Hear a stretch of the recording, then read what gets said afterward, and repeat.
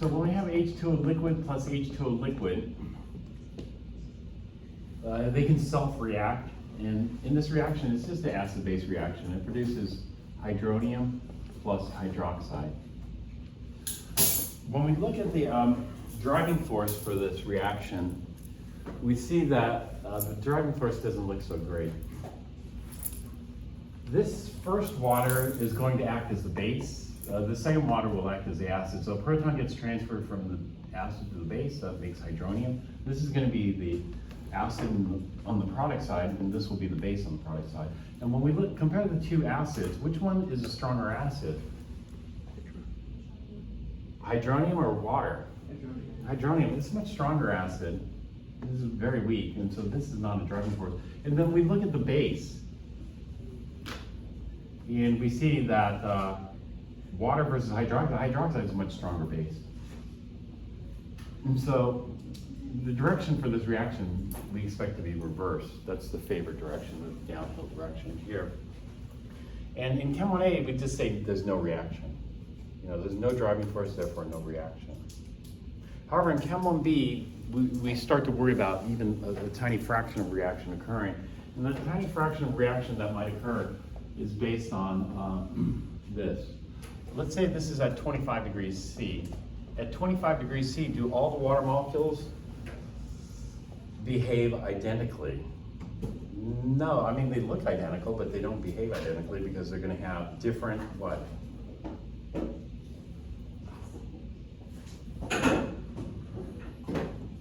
Even though the waters all have the same, 2 hydrogens and 1 oxygen, they're going to have different energies. And so we expect a distribution of energies. This distribution of energies plots the population of water molecules on the y-axis and the kinetic energy on the x-axis. Most of the water molecules will have an energy here, the highest population. But there's going to be a fraction of water molecules that have quite a lot of energy. There's going to be an energy cutoff here, which I'll label like this. If the water molecules have more than this cutoff, then the collision is so violent that it produces hydronium and hydroxide. And so let's say I had a population of 1 billion water molecules. Did I already talk about this? No, okay. If I had a population of 1 billion, how many do I have out here? I have about 4. So it's 4 out of a billion. So one way to visualize this is, let's say you're on a bike ride and there are a billion of you on this bike ride. And then there's this massive hill here to climb. And so, 999,996 will be down here, and just 4 will be up here. And so this would be like 1 billion minus 4. Something like that. These are rough numbers here. And so normally, if you only have 4 out of a billion, is that really significant? Should we call it a weak electrolyte? Weak electrolytes partially ionized. At what point do we call it a weak electrolyte? Right now we're calling it a non-electrolyte, but technically a non-electrolyte should have 0 ionization or ions formed in solution.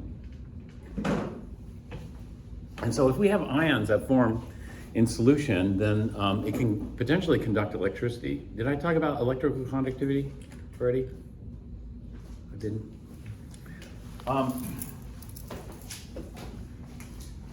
So water, let's see. Sigma is the symbol we give to electrical conductivity.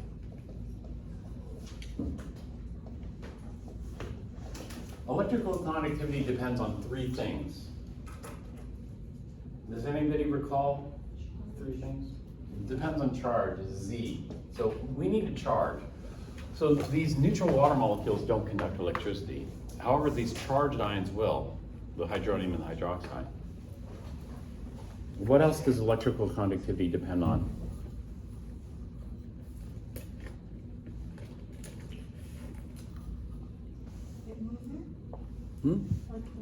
Movement, yeah, we call that,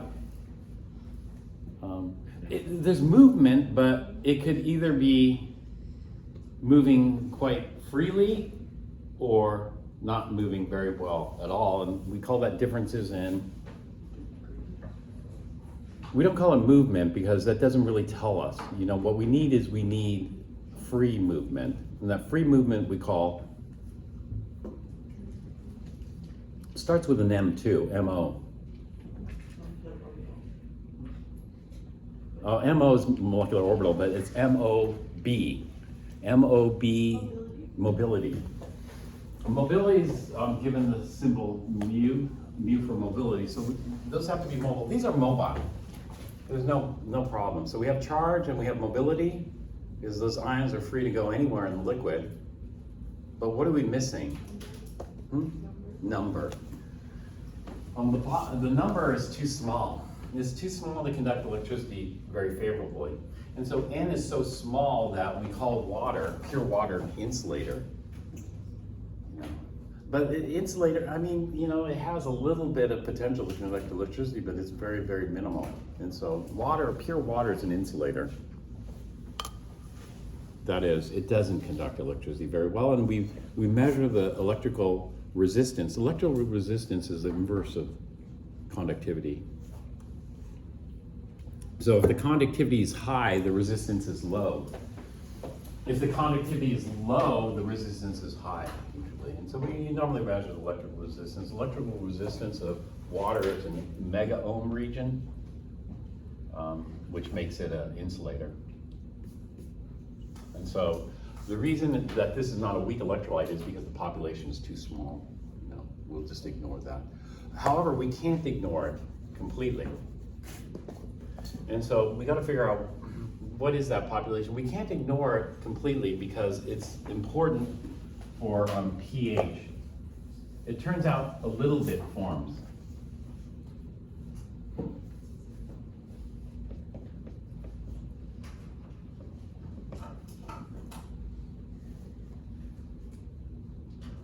About 4 parts per billion at 25 degrees C.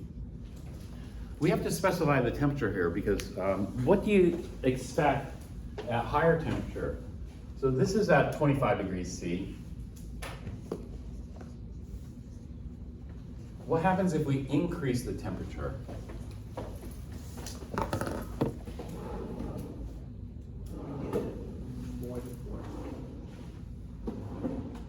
I'm sorry? We get more than 4.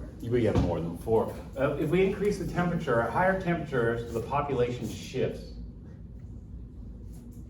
The population is still the same, 1 billion, but now it shifts to higher energies.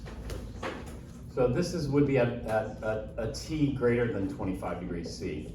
At a temperature greater than 25 degrees C, we're going to have a greater population, and we'll get more. And so we have to worry, you know, if you increase the temperature, maybe it might start to conduct electricity weakly.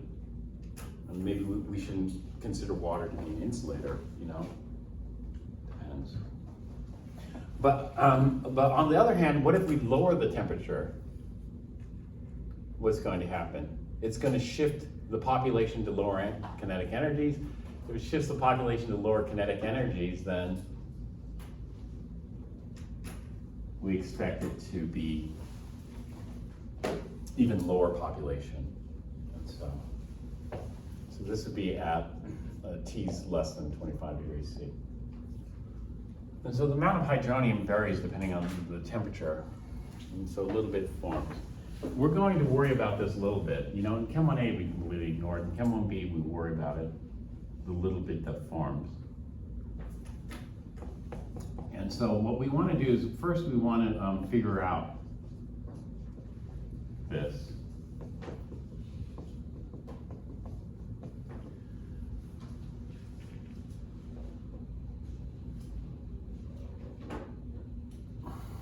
Little bit that forms. Let me erase this here.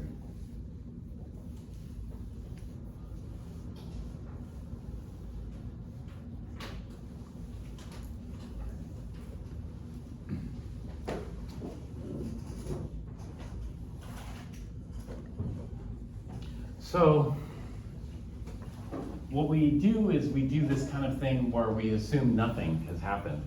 You know, if I have a beaker of water, the collisions have already happened. You know, the collisions are continually happening. And so what I'm going to do is I'm going to do this kind of imaginary experiment where, you know, I have the water separate, and so they aren't colliding. And so I just freeze everything. And so if I freeze everything and nothing's collided yet, then I'm going to set up an ice table to figure out the Chem 1p stoichiometry here. So I set up my ice table here and I pretend that nothing has collided. So this is 0 molar and 0 molar. And then I'll press a button, you know, and unfreeze everything. When I unfreeze everything, then we're gonna get collisions, you know. We're gonna have a population like that. Most collisions are not gonna be successful. They don't have enough energy. But a small fraction of these will have the correct energy and the correct kind of orientation that you need to collide. And this is pure water. Pure water, the concentration doesn't change, its activity doesn't change, so we just ignore that from our ice table. Obviously, we're gonna lose a little bit, but you know, if you start off with pure water and you lose a little bit of pure water, how much is it still gonna be pure water that you're left with? Yeah, so don't worry about that. But we're going to gain some. And this gain, the amount we gain is gonna be very small because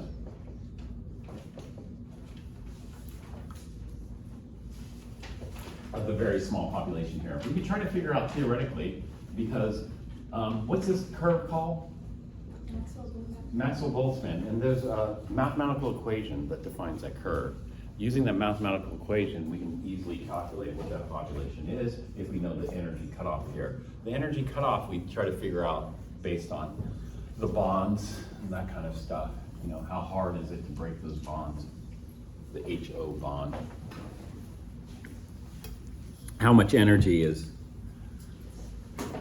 released when we form the new bonds. So K here is going to be the hydronium ion concentration times the hydroxide ion concentration divided by what? Divided by the, we'd say the H2O concentration, but the H2O concentration doesn't change and its activity stays as 1. So it's divided by 1 times 1. Raised to the 1. And so we have something like this. This is the K for this reaction. This reaction is a special reaction. We call it KW. And this reaction is called water autoionization or auto hydrolysis or self-reaction.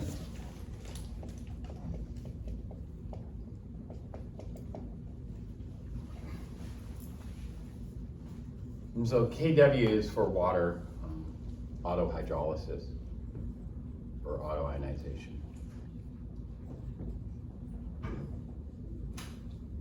So what we can do is we have a way of measuring the hydronium ion concentration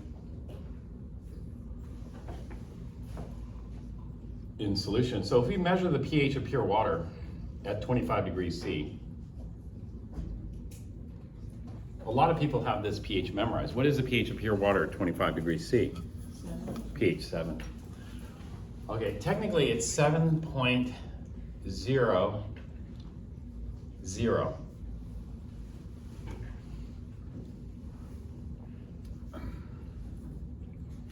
This first term here, this is the exponential term. The second term here, this is what we call the coefficient term, the sig figs. It's not technically the coefficient, but it's a coefficient kind of term in sig figs. So for power functions, they follow this.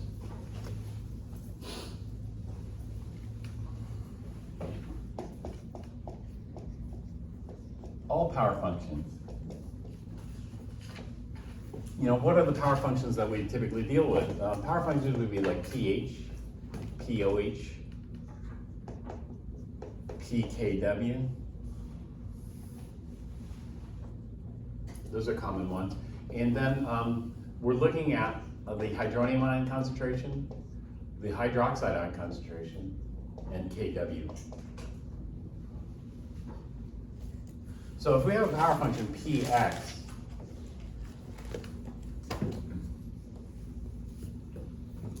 like this,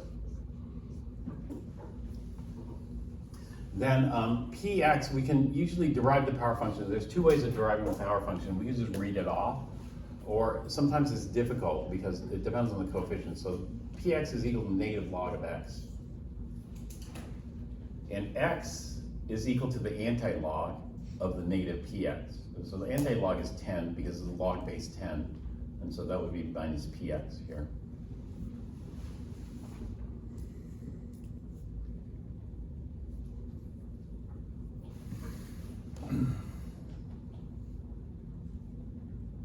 All right, so what we're going to do is, this is a power function of the hydrogen ion concentration. And so if the pH is equal to 7.00, then the hydronium ion concentration, or the hydrogen ion concentration, is equal to 10 to the minus 7.00. And then we plug that into our calculator, and these two, we have two sig figs here in the coefficient, and this is right on 7. If it's right on 7, we call it 1.0 times 10 to the minus 7 molar hydronium. And so this should be molar, yeah.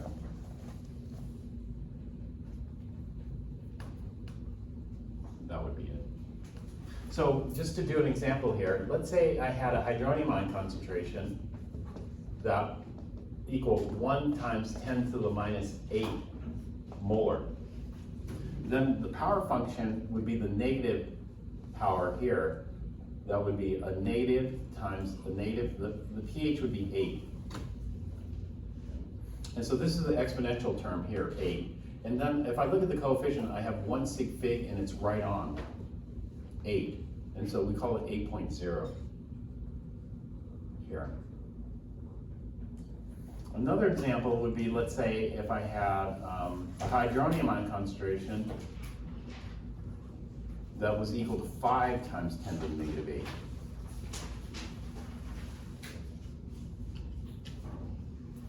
Five times 10 to the negative 8 looks like it's halfway between, let's say, 1 and 10, right there. It's between 1 and 10. If we have 10 to the 10, like between 1 and 10, if we have 10, let's say 10 times 10 to the negative 8 is equal to 1.0 times 10 to the negative what? So 10 times 10 to the negative 8 is equal to 1.0 times 10 to the negative. So if I make the coefficient smaller, then I make the exponent bigger. Negative 7 is bigger. So what this tells me is this is kind of halfway between pH 7 and pH 8. Do you see that? And so would it be, if it's halfway between 7 and 8, what would it be? Maybe 7.5, but it's nonlinear. These logarithmic functions are nonlinear. And so what we have to do is we have to just calculate it. And so to calculate this, we just take the negative log of 5 times 10 to the negative 8, and what do we end up with? Can somebody calculate it?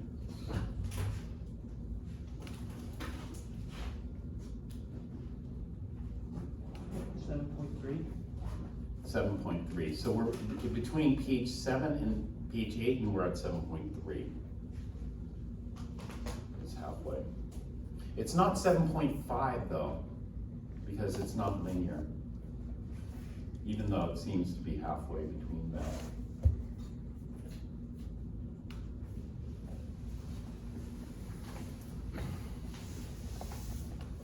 All right.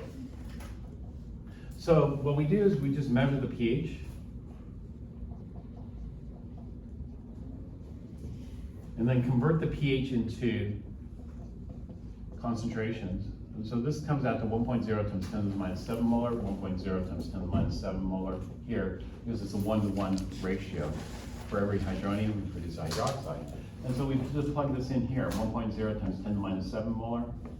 Actually, we have no units here because this should be activities. And so this ends up being 1.0 times 10 to the minus 14 at 25 degrees C.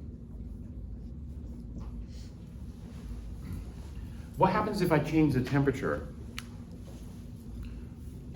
At higher temperature, what happens? Is the pH of water still 7? No. At higher temperatures, I'm going to get more hydronium or less hydronium? Higher temperature, More more hydronium. hydronium. If I have more hydronium, well, what's going to happen with the pH? Is the pH going to go down or pH go up? Up. It's inverted because it's negative. I should say the negative power. It's the negative power function. So if I have more hydronium, let's say 10 to the minus 6. If I had 10 to the minus 6, what's the power? The power is Oh, it's down. 6. Yeah. pH goes down. So it's kind of weird. It's a flip. And so pure water, let's say at higher temperatures, is going to have a lower pH. And at lower temperatures than 25 degrees C, it should have a higher pH. Yesterday, what was the temperature in the lab? Yesterday, the temperature in the lab, I think, was 24. Yeah. So we had to adjust it. So the pH of water is not 7, right? Do you know the pH of water at 24 degrees C? No, top of my head. Well, shouldn't you? We should know the pH of pure water at any temperature, right? So can you calculate the pH of pure water at any temperature? Is that something that's easy to do? No. And in fact, this turns out to be a headache. It turns out to be a headache because we like to think of water as being pH 7, right? But it is always pH 7. And so what we do is we do something that doesn't seem right. You know what we do? We tweak the pH meter so that it always reads 7. So let's say the pH dropped a little bit. We're going to tweak the pH meter and adjust the dial or the scale so it goes back to 7. So every time it deviates from 7, we move the scale so it's always reading 7. You know? So this is like like your body weight. Your body weight, you would do an average or something like that, right? But let's say, okay, you have your average body weight. Every time you step on the scale, you want the same weight. And so you just move the scale over. You know, some scales, they have a zero adjust. You just move it until it reads the same weight every day. Does that sound right? Would you do that? Yeah. Yeah, I guess you could do that. That way you weigh the same amount every day, right? Yes, okay. Well, modern pH meters, this is a headache. So modern pH meters have a temperature correction and it automatically does this for you, at least the modern ones. The old pH meters, we had to do this manually. So as the pH deviated, there's a little knob. The knob you turn to bring it back to 7. That's the old pH meters. The new pH meters always does this. So regardless of the temperature, the pH of pure water is always 7. Well, that's handy to have, otherwise you're going to have to readjust everything. So, let's say you're measuring the pH of an acid. Well, then you have to adjust water's pH and then you have to adjust the acid. It just turns into a headache. And so even though it's artificial, it's not really correct, we do that. And that's modern pH meters, again, have a temperature adjustment so that the pH of water is always 7. However, for our calculations, it's not accurate. And so for our calculations, we're going to limit all our calculations to 25 degrees C room temperature. That way we don't have to worry about adjusting. Why is 0 degrees considered standard temperature, but we all do our stuff at 25 degrees Celsius? That's a good point. I don't know, somebody decided 0 degrees C is going to be the standard temperature.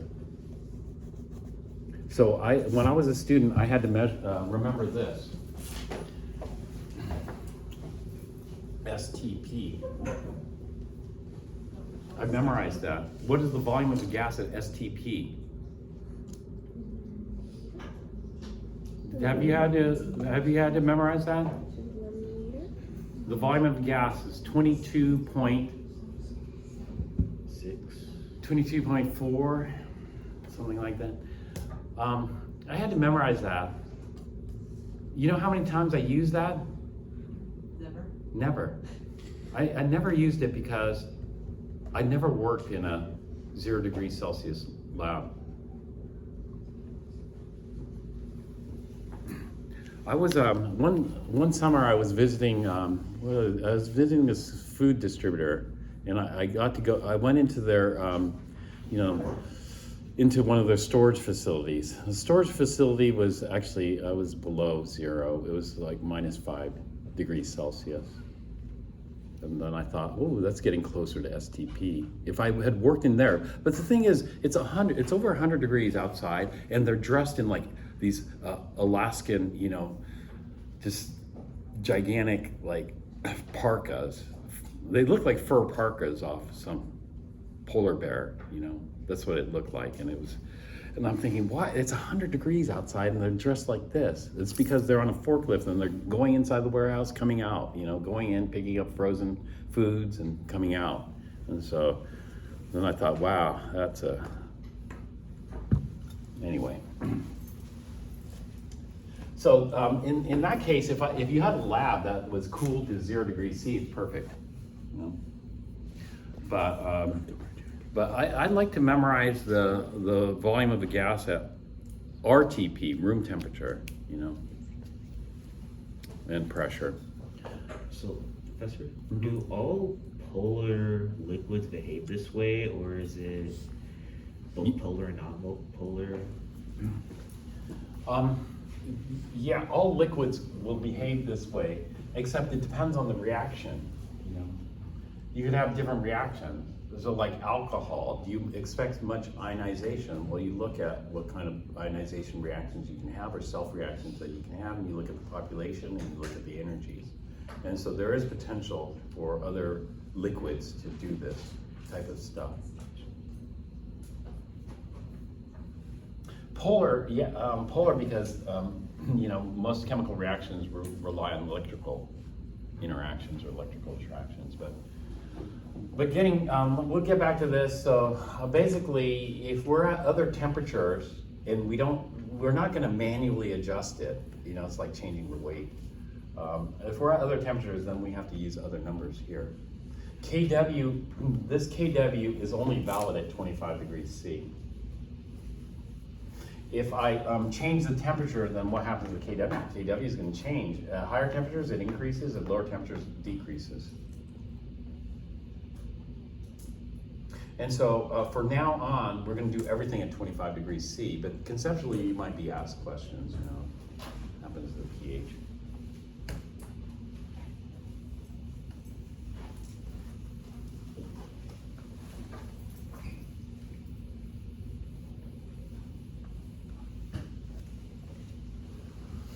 Okay, whenever there's water present, this is always happening. You can't stop the collisions.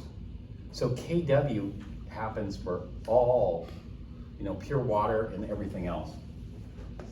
KW,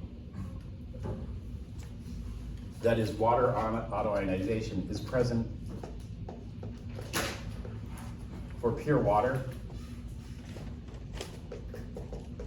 and all solutions.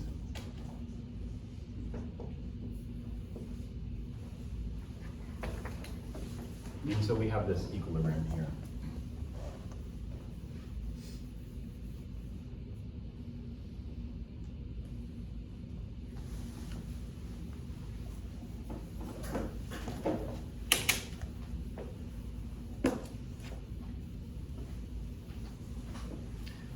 Well, let's do some examples. Do you know what the pH scale ranges from?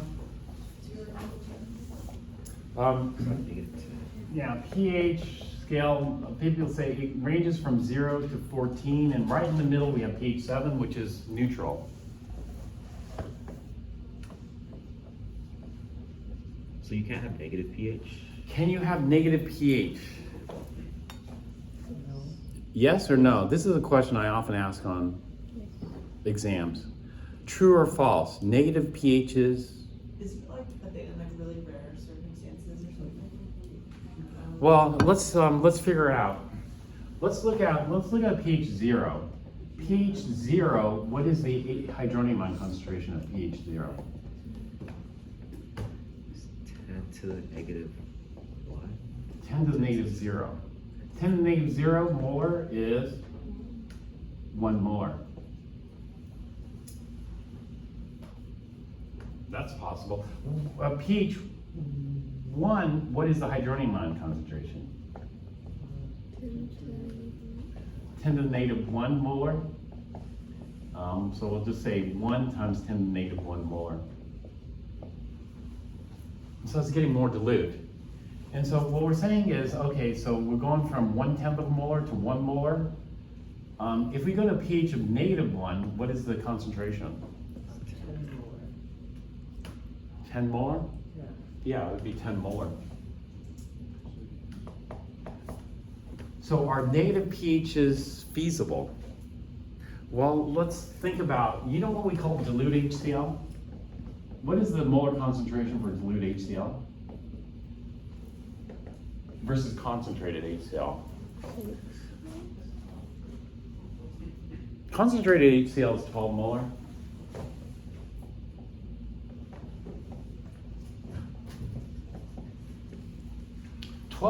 What's the pH of 12 molar should be? Well, let's see. HCl is a strong electrolyte. Strong electrolytes do what? They ionize completely. So if it ionizes completely, then I should expect to form how many molar H3O plus? 12 molar. And how many molar chloride? And if I have 12 molar H3O plus, then the pH is equal to the negative log of 12. What is the negative log of 12? Yeah, less than -1. Negative 1.079 blah blah. Negative 1.07. Thereabouts. Okay, 9. Yeah. Negative 1.079, that's already below -1. Not much, but below -1. Do you see that? Is it possible to have concentrated? Does concentrated hydrochloric acid exist? Yeah, we have some in the lab. We also have dilute hydrochloric acid. Dilute hydrochloric acid is considered 6 molar. So it's half as concentrated, so that's why they call it dilute. Even though 6 molar is kind of concentrated. I consider it pretty concentrated, but traditionally it's been known as dilute. I mean, 0.1 molar is for sure is dilute HCl, but 6 molar, I wouldn't necessarily call that so dilute. But what would the pH of this be?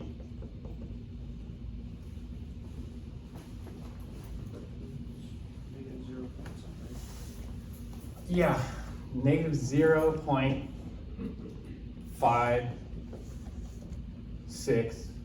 Is that right? No. No? All right. 778. Negative 0.778? Yeah. All right, thank you.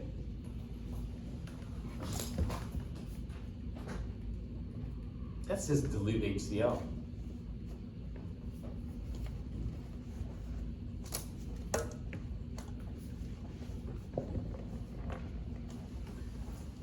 Can we have pHs greater than 14? Yeah. Yeah. We can have pHs greater than 14. And when we get to that side of the scale, let me continue talking about some of the properties of logs. The pH and the pOH are connected.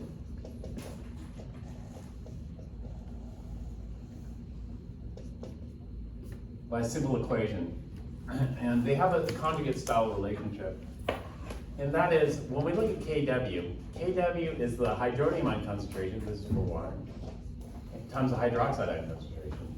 So if one goes up, the other must go down. And so this is what we call a conjugate style relationship, because this is equal to a constant. And constant depends on the temperature. Now if we do the power function, that is a pKw. We'll take the pKw, this is gonna equal the power function of the hydronium concentration times the hydroxide ion concentration. And the power function is just taking the negative log of that. And so here, this is gonna be the negative log of the Kw, and this is gonna be the negative log of the product of the hydronium ion concentration times the hydroxide ion concentration, like that. And then we're gonna use the property of logs. So this is the negative log of Kw. Kw is 1.0 times 10 to the negative 14. And so the negative log of that would just be 14.0, and we're allowed 2 sig figs, so this is 14.00, that's pKw here. And then we'll just do the negative log of the hydronium. The negative log of the hydronium here, plus, using the property of logs, the negative log of the hydroxide concentration here. The negative log of the hydronium, this is just equal to the pH, and the negative log of the hydroxide is pOH. So we get this simple equation that the pH is plus the pOH must add up to 14.00, and this is equal to the pKw.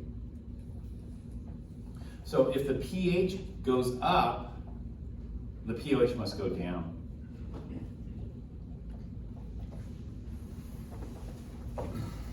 And so when I have pH 14, this is like 1 molar sodium hydroxide. Can we have concentrations higher than 1 molar sodium hydroxide? Does 1 molar sodium hydroxide would give us a pOH of 0. If the pOH is 0, then the pH is 14. 1 molar sodium hydroxide has a pOH of 0. The power of the hydroxide ion concentration, what that means.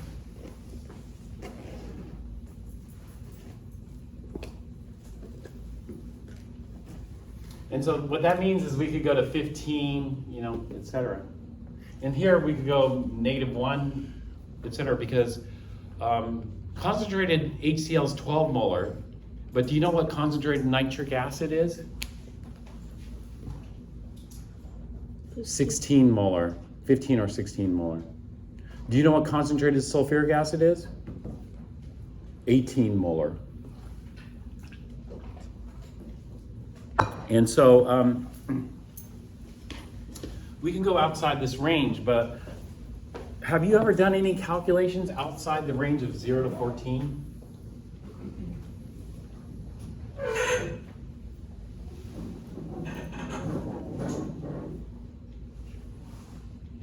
A lot of people think that pHs range from 0 to 14. Why? Why not extend the range out further? Is it like a human thing, or like human bodies can't really tolerate further? Yeah, human bodies, human body, like your blood pH. What is your blood pH? 7.2, something like that. 7.2, 7.3. Humans can't tolerate. If your pH, your blood pH changes by 0.1, it could be lethal. And so if you went from a 7.3 to 7.2, you're in trouble. Or 7.3 to 7.4, you're in trouble. Your human blood has to have a stable pH. And the way it has a stable pH is you have 2 types of buffers in your blood. One type of buffer relies on monohydrogen phosphate, dihydrogen phosphate, and the other type of buffer relies on CO2 and carbonic acid. So you have 2 buffers. But anyway, getting to this is what we call our typical, you know, but it's not, our typical, you know, our typical means we have to work with solutions at the max of 1 molar. Do we often work with solutions higher than 1 molar concentration? Yeah, the typical is less than or equal to 1 molar, you know, max. And all the pH calculations you might have done in Chem 4 or high school chem or whatever are in this range. Because something happens when we go to higher concentrations. What happens when you go to higher concentrations? What do we start to worry about? As long as the concentrations are fairly dilute, we're good. And this is why they keep all your calculations in this range, because we're good if the concentrations are fairly dilute. But as the concentrations increase to higher and higher concentrations, what do we have to worry about? Is it runoff air? Spilling? I'm sorry? Runoff air? Not round-off air. Reverse, well, all the time we worry about that, reverse reaction. But this specifically, we'd worry about, It will behave less ideally. yes, it behaves less ideally. So, typical here, it's kind of ideal behavior, or we can call it ideal.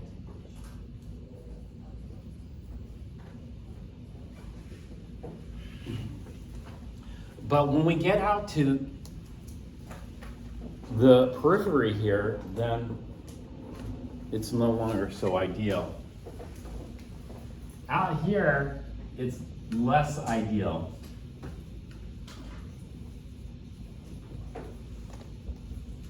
If it's less ideal, then should we use stoichiometric concentrations or should we use activities?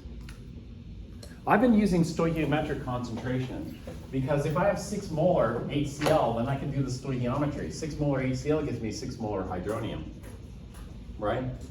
6 molar chloride, that's stoichiometric concentration. Can I use stoichiometric concentration at high concentrations? No, I should be using effective concentrations, activities. When I wrote the equation here, Px is equal to the negative log of x.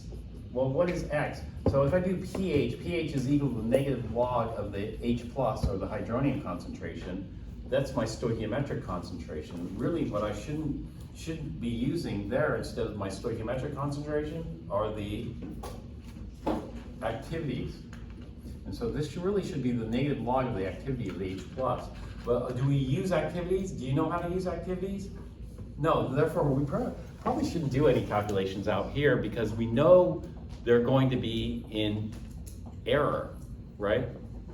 And we can't have as much confidence in our calculations out here. And therefore, why not just leave it in this range and then you can have more confidence in your calculation, right? Does that make sense?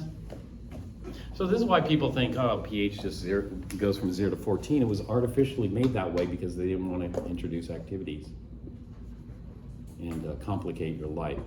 But it complicates your life because, you know, when I ask that question, can you have a negative pH on a test? A lot of people say, no, you can't have a negative pH. That's wrong. You can have a negative pH. In fact, what is the lowest pH ever recorded for quote, natural water, unquote? Do you know what it is? No, I brought it up on my computer. Let me see.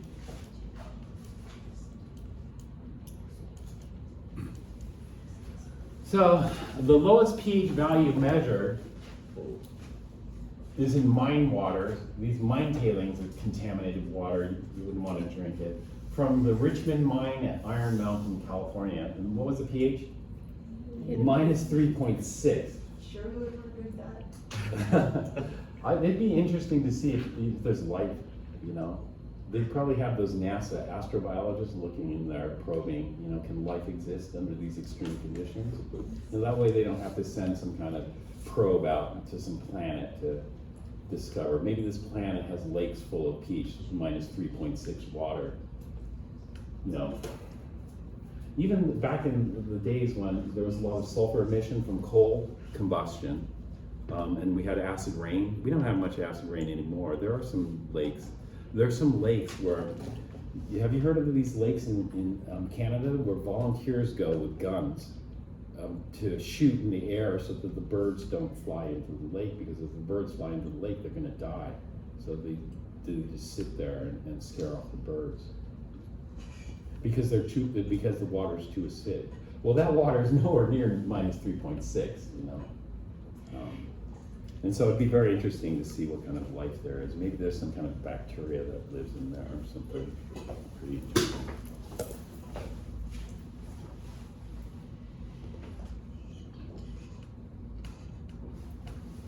So these are less ideal use activities.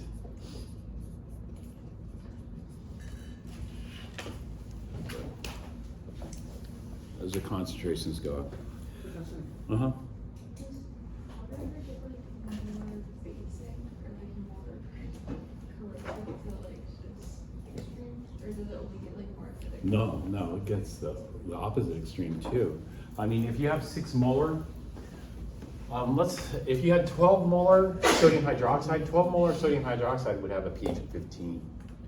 And the same thing, it could be very corrosive there. And it's very corrosive to, it undergoes different types of reactions. You know, acids attack certain ways, bases attack in other ways. And so bases are very good at like destroying cell membranes, you know, they just rip them apart. So like when you get some base on you, it feels slippery. It feels slippery because it's good at ripping apart cell membranes. That's what it.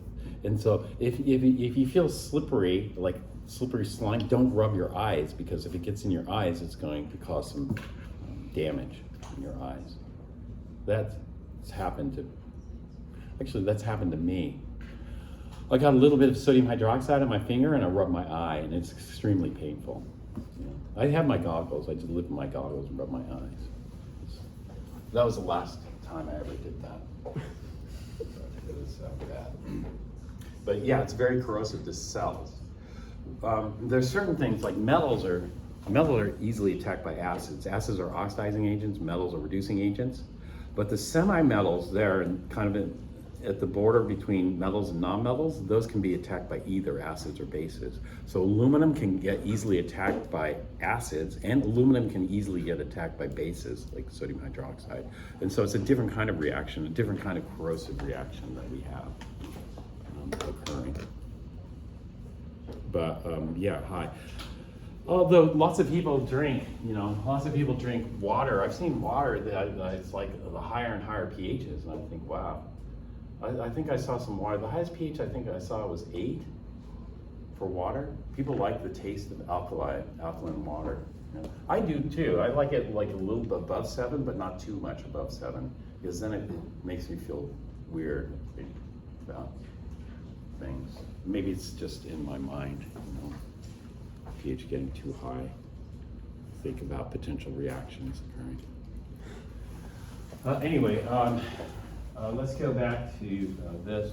So whenever we are dealing with water, you know, this is going to be a little bit of autoionization. Is this little bit of autoionization enough to carry a significant current of electricity? No, really. But you got to worry though. Did I mention this before? Because, you know, water might be considered an insulator, but what happens as temperature increases? It'll start to conduct it more and more, right? It doesn't conduct much at room temperature. So you got to worry, maybe hot water would be a better conductor of electricity than cold water. And so these are the stuff that, you know, some things come out weird, like solid sodium chloride. Is solid sodium chloride a good conductor of electricity?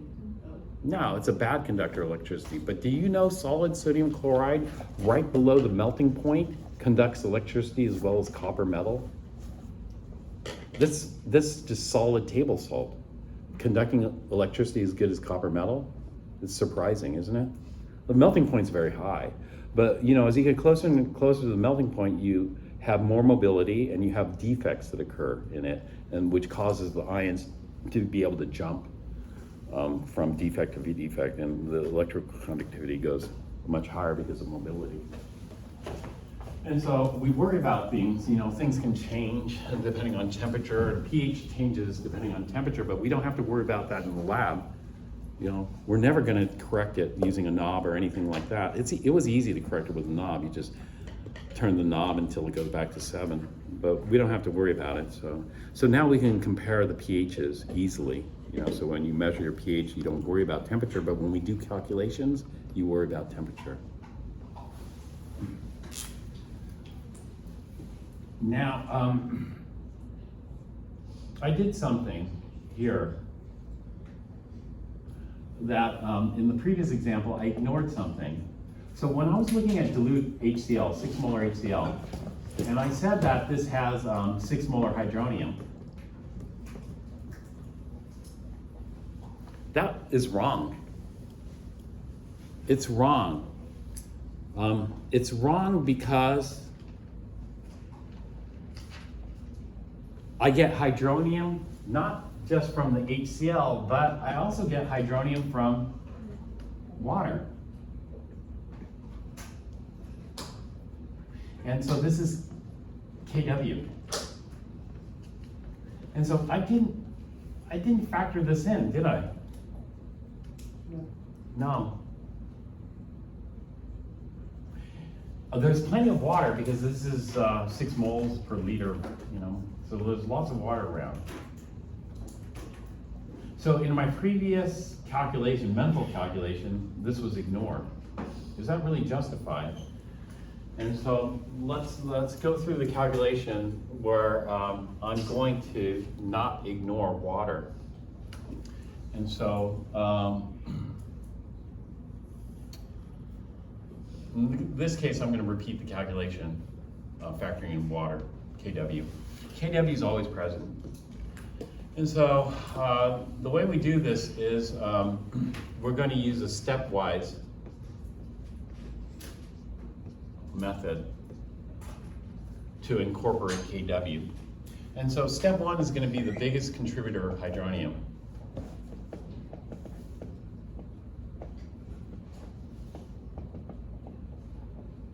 So I did it in my head earlier, but now I'm going to just set it up as a nice table. So we know that strong acids hydrolyze water completely to form hydronium and chloride. But is it really complete? Well, we need to know the K value for this, and this is called Ka. Ka is acid plus water. In other words, acid hydrolysis of water, or just acid hydrolysis. And so I need to know what this is. Does this favor product? Does it favor reactant? I need to know the value of K. So what I do is I go look it up. And we have a K chart over here in class. So look it up here. And if you look at your acid chart here, on the very far right column, we have our Ka value. That's acid hydrolysis. This is acid ionization, but acid ionization and acid hydrolysis is the same thing essentially, because H plus doesn't exist stably in water. H plus is just a single proton and it's going to react with water to form hydronium. But looking at this, what is the K value for HCl? I need a number there. Do you see a number? No, what you see is it very large to large. Okay, so from the table I get a Ka that says very large. Just call it very large. So I want to set this up. So initial, I have 6 molar. H2O is a pure liquid. Hydronium, we're going to say nothing has reacted yet. And so we're just going to, this is kind of resetting things. We reset things on the left side and then just let it react. And then we're going to lose minus X molar, and then we're going to get plus X molar here, plus X molar here. And so at the end of this, I'm going to have 6 minus X molar here, and then X molar and X molar here, and then just water. Doesn't change. The activity doesn't change, i.e. concentration. But the amount does. We're going to lose a little bit of water, so we have to make sure that water's in excess. And then, okay, Ka, this is going to equal the hydronium ion concentration times the chloride ion concentration divided by the HCl concentration. And the activity of water is just 1, so put in a 1 for water. Okay. And then we're gonna solve this for x. This is gonna be x times x divided by 6 minus x. So this is just quadratic. But the problem is do you have a very large key on the calculator? No. So are we gonna be able to solve this? No. And so if k is very large, we're just going to assume what? If k is very large, we're just going to assume X approaches 6. 100%, yeah, x approaches 6. We're gonna just assume 100% reaction. So really what that means is this is not really a two-way. What this means is just one way. And so x is gonna be 6, we assume x is 6, so that leaves us with 0 molar here, 6 molar here, and 6 molar here. That's what I did in my head earlier. I just said if I have 6 molar HCl, it's a strong electrolytes, hydrolyze water 100%, so I'm gonna get 6 molar hydronium. But in my previous calculation that I did in my head, I ignored Kw.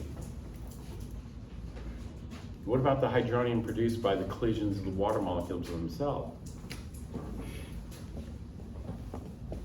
All right, so then we're gonna go on to step 2. Step 2 is gonna be H2O liquid plus H2O liquid. This is going to give us hydronium and hydroxide. And we need the K for this. Do you know what the K for this reaction is?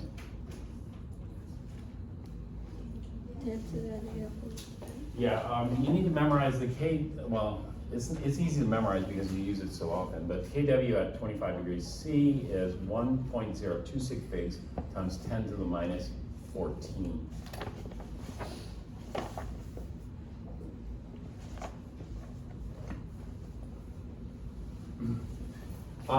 Initially with water, what we have is, this is pure water, so we kind of ignore that.